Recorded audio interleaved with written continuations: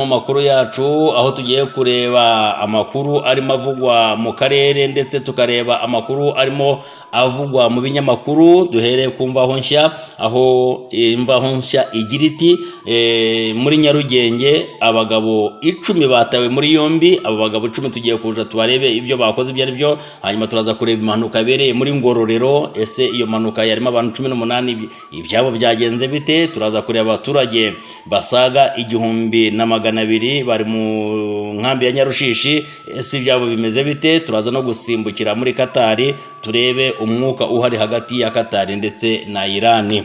Munyemerere twanzikire muri aya makuru aho tugiye kureba muri Nyarugenge abagabo 10 batawe muri yombi. Ese bakoze iki? Nkuko polisi y'igihugu cy'u Rwanda ibitangaza, mu mujyi wa Kigali yatangaje ko yataye muri yombi abantu 10 bakekwaho ubujura, aho bajyaga bategera abaturage cyangwa se abantu mu nzira bakabambura ibyabo. Aba ni abajura rero bakoreshaga amayeri yo gucucura abantu, babiba ndetse babatwara ibyabo. Andi makuru rero tugiye kureba naho impunzi cyangwa se abaturage bari mu nkambi ya Nyarushishi bashubijwe mu byabo muri Rusizi n'abaturage 1200. Ese aba baturage bageze muri iyi nkambi gute? Byagenze bite? Niki cyabaye? Nkuko tubisanga ku Mvaho Nshya, aba ni abaturage bambutse bava mu ishyamba rya Kongo berekezwa mu gihugu cy'u Rwanda, kuko ari abanyarwanda bariyo. Nuvuga ngo ni ibyiciro bigera nko kuri 3 bitandukanye.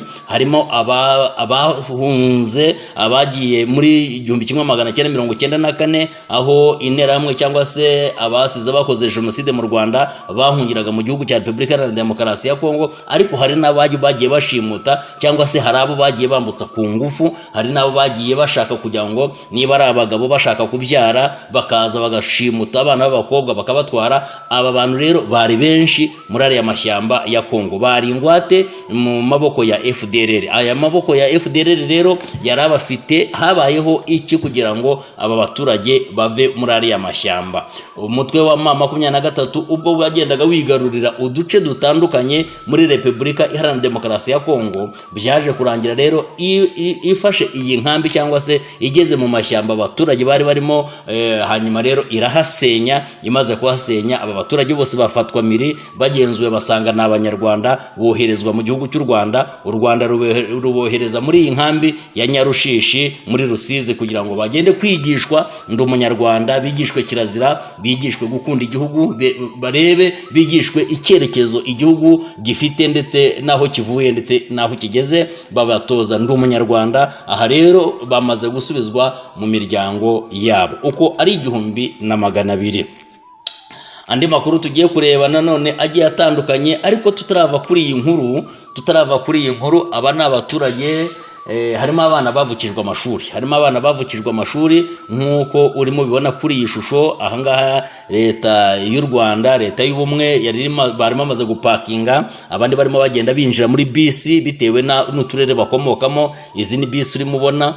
Hanyuma rero hagiye bakora, nuvuga ngo ni ibyiciro. Abarimo abajya mu majyaruguru bakagenda, abajya mu majyepfo bakagenda, abajya iburasirazuba n'urugero bakagenda, hirya no hino mu mirenge itandukanye bagiye bakomokamo. Hano rero barimo baragenda babashyira mu byiciro, babohereza mu mirenge y'iwabo aho bagenda bakomoka, nkuko ukomeje kubireba hano kuri iyi foto. Hanyuma nkuko bikomeje kugenda rero bigaragara, izi ni bisi zagiye zibasubiza mu byaro by'iwabo aho bagiye bakomoka. Kandi hanyuma ikindi tugiye kureba nanone gikomeye ni iyi mpanuka. Iyi modoka uri mureba ni impanuka yabereye, nuvuga ngo ni impanuka ikomeye, ni impanuka idasanzwe, ndetse yarimo abantu 18. Iyi ni impanuka yarimo abantu 18 nkuko ubibona kuri Kigali Today.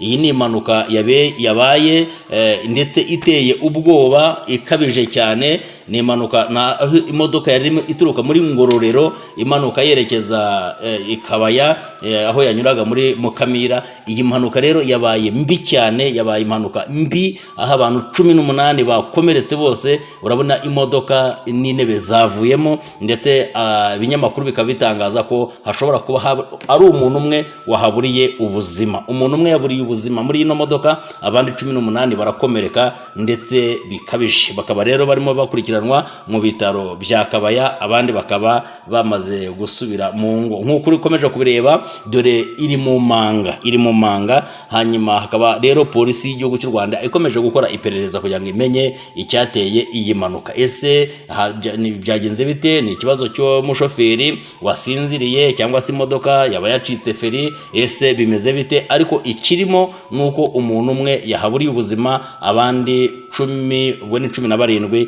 bakaba bakomeretse. Hakaba harimo abakomeretse bikabije, abandi bakaba bagiye bakomereka biraho byoroheje. Iyi ni impanuka rero iteye ubwoba yabereye Kabaya, aho imodoka yari irimo itwaye abagenzi ni minibisi, nk'uko ukomeje kugenda ubisoma kuri iki kinyamakuru cya Kigali Today. Andi makuru rero tugiye kureba ni amakuru akomeje kugenda arimo avugwa muri iyi si. Ni amakuru yaciye nuvuga ngo isi yacitse ururondogoro, aho igihugu cya Iran cyarashe muri Katari ndetse kikihaniza ibirindiro by'abanyamerika ku rwego rukomeye, kikihaniza ibirindiro by'abanyamerika ku rwego rukabije, ndetse isi ikaba nta kindi kirimo kivugwa mu binyamakuru. Rero ni iraswa rya Katari ndetse irashwe n'igihugu cya Iran. Ibintu abantu batari biteguye, ibintu abantu bakekaga ko bidashoboka, ibintu abantu babonaga ko bitakunda rwose, aho igihugu cya Iran kitari gifitanye ikibazo namba ndetse n'igihugu cya Katari. Hanyuma rero Iran ikaba yashyize muri tageti ibihugu bibiri, ikaba yarashe muri Katari ibirindiro by'abanyamerika biri muri Katari ndetse n'ibirindiro by'abanyamerika biri muri Iraq. Hanyuma ibi bihugu byombi, Iraq ndetse na Katari, Iran ikaba yabirashe ndetse ikabyihanangiriza cyane, aho ibirindiro by'abanyamerika byari biri, Iran ikaba yabishenye. Bitewe n'iki? Bitewe n'uko mu mpera z'iki cyumweru